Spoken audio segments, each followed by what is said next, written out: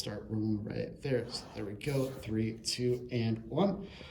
Well, Jamie, welcome back at Mayor's Monday here at WSAU, WSAU.com. I guess we are obligatory to start with. How's the weather? Improving. The weather is improving. Spring equinox is on Friday. We're supposed to have a couple 50-degree days. It's improving. Yes. So the other question on that is, have you run out of spots to put the snow yet? Yes, the village does have a couple spots that we do some snow storage. At this moment, we're plowing the banks back for that vision triangle, but also importantly to get our stormwater inlets exposed. With those couple of 50-degree days that are coming, the next thing we want to try to stay ahead of is if there's any flooding. So we do encourage, we had information in our last newsletter that if residents know that they have a stormwater inlet close to them, that they can work to get it uncovered as we get that melt, so we have a spot for the water to go. Yeah, exactly. And I mean, that's probably the big thing that you want the residents to know at this point. Obviously, cleanup was a multi-day process. I mean, I know it was in Wausau. I don't imagine it was anything less here in Weston. But the big thing you probably want residents to know now is where to put that snow as they are kind of moving it and slowly getting everything opened up on their property. Yes.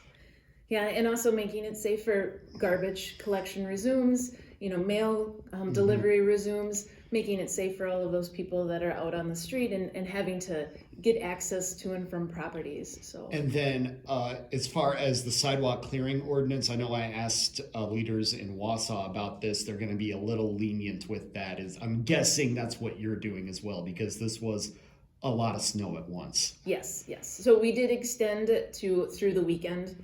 So you have it at least through the weekend to make sure, if not more. We are understanding that it's a lot of snow and it's going to take a little while. Absolutely. So now that that is out of the way, how you've handled all the snow and everything like that, I know we've got elections coming up here. So just exactly what the voters in Weston need to know about. Great. Yeah. So upcoming on March 24th, we will start in-person absentee. So in-person absentee voting runs for the 2 weeks prior to the April 7th election. I always like to remind people that there's not in-person absentee voting the day before the election. So there's no in-person on April 6th, and then April 7th is the election day. Polls are open from 7 a.m. to 8 p.m. Okay. So because we do have a holiday in there, also just want to note for residents that we will have in-person absentee on Saturday, March 28th from 8 a.m. to noon.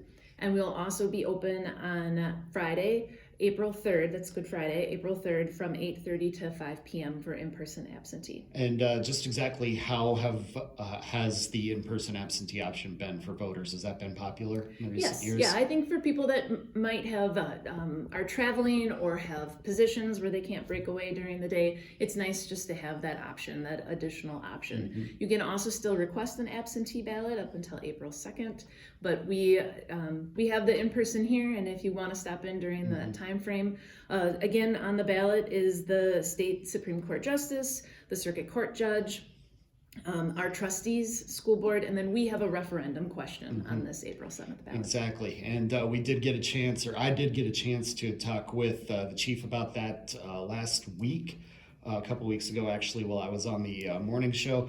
But on your end of it, what do you want people to know about the referendum question? Yes. So the board did approve a resolution that would forward that referendum question to this ballot, and it's for $600,000 to be added on an ongoing basis to the Village of Weston's levy for the hiring of 6 additional full-time paramedics and firefighters at SAFER, which is our fire and EMS service that we split with Rib Mountain. We're a joint venture into SAFER.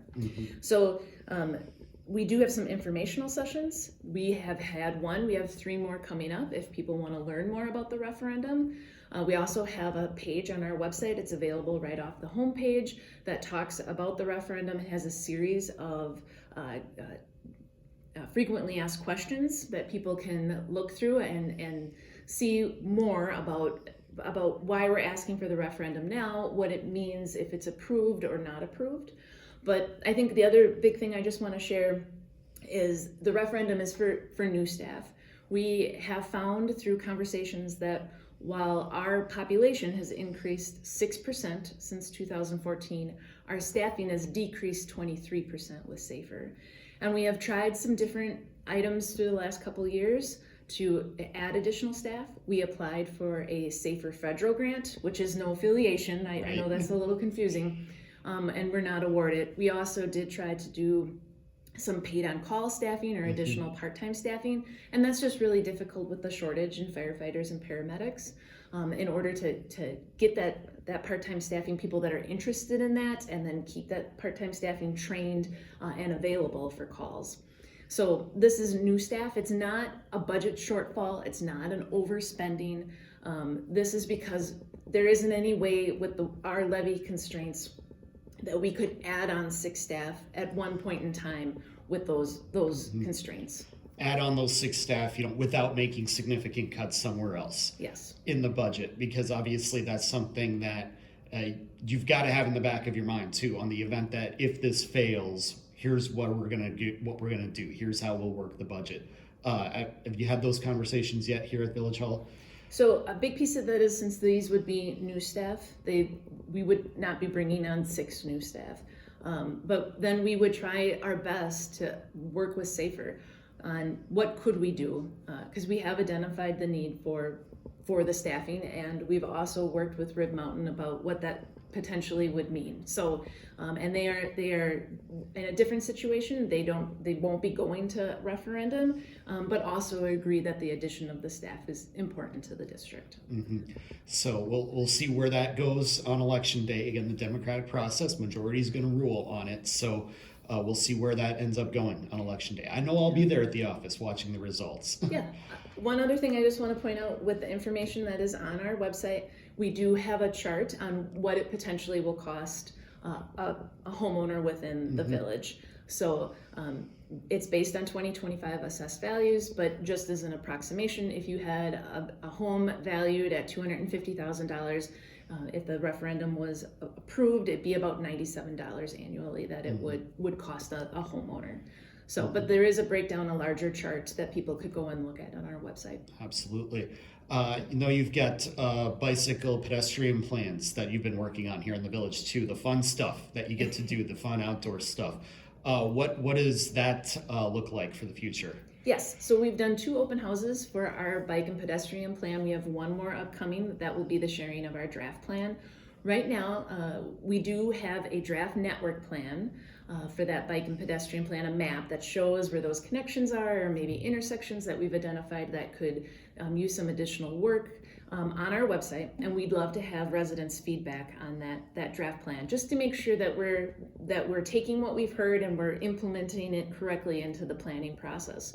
So there is a link on our website, and you can see that map, and you can actually drop like little Post-it notes on it to communicate back with us and the consulting firm that's working on that plan. And say, here's where I have problems. Here's this intersection is kind of an issue for me, right? Yeah. And if enough people put the Post-it or put the pin right there, that brings it to your attention, right? Yes, and they had a great software called Maptioneer, where we've had a lot of input into that, and that's where we're getting this information on this draft plan. So we've taken all of that and put that into this draft plan, and now we just want to really make sure, is what we heard correct? Are we interpreting that correctly? A big piece of this comp plan, of the bike and pedestrian plan, is that it will get rolled into our comprehensive plan. So right now, every 10 years, municipalities do a comprehensive plan, and we have our community growth and input survey out there. And just like with the bike ped plan, the more response we get back to that survey, the better our comprehensive plan will be going forward. And what is your goal as far as the bike and pedestrian plan? Are you looking to make the village kind of more bicycle friendly, or you be more of a destination for people that like the adventure biking type things, right? Yeah, it's a mix. We did see that a lot of people utilize the bikes and walking to get to our parks and different amenities, but they're not necessarily utilizing them for commuting or getting to work. So we do see that as one opportunity within the plan, how to make people feel to move up in their comfort level where they're utilizing it more on a daily basis and not just for exercise or to get to parks, but more as a day-to-day destination, a way of transportation.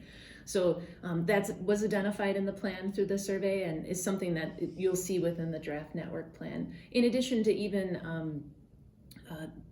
children that are in school utilizing it as a method in which to get to school, of course, through the day. So back and forth from home. So that's one piece. But then all of that information will be incorporated into our comprehensive plan. Absolutely. Last thing then before we let you go, looking at road projects for the coming year. Obviously, everybody knows what you got the big one out of the way last year, Schofield Avenue. What else do you have coming up for this year that's going to impact people? Yep, 3 projects I'd like to mention. So we are completing a mini roundabout at Jelinek Avenue and Alderson Street. So that's an intersection right by Kennedy Park and by the school district. So there will be that project will be through the summer because school will be out. It's a major intersection for the school district there. So there'll be a mini roundabout very similar to what's at Weston Avenue and Jelinek that was just done to the south 2 years ago. Blado Avenue will be a reconstruction, new water main and infrastructure will be added underneath that road. We have a well off of Blado and so it'll be connected. So Blado from Pine Park to Alderson Street will be reconstructed.